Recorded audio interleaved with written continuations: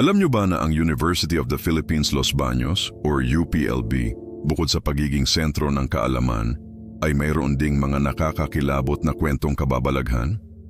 At isa sa mga pinakatanyag ay ang kwento ng babaeng umiiyak sa may infirmary. Ayon sa mga estudyante at staff, madalas daw may marinig na humahagulgol na babae sa paligid ng gusali, lalo na kapag hating gabi. Minsan, may mga nakakakita pa raw ng isang anino ng babae na nakaupo sa isa sa mga bench sa labas. Tila may malalim na pinagdadaanan. Sino nga ba siya? Ang sabi-sabi, isa raw siyang estudyante noon na hindi nakayanan ang matinding pressure sa pag-aaral. Sa sobrang kalungkutan, doon na raw niya tinapos ang kanyang buhay.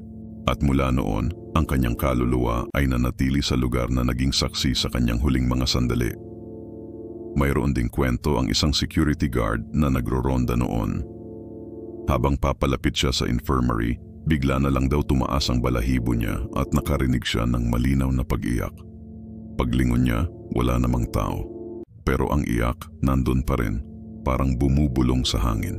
Kaya kung mapapadaan ka sa UPLB Infirmary sa gabi, mag-ingat ka. Baka ikaw na ang susunod na makarinig sa malungkot na hagulgol ng babaeng hanggang ngayon ay naghahanap pa rin ng kapayapaan. Nakakatakot, di ba?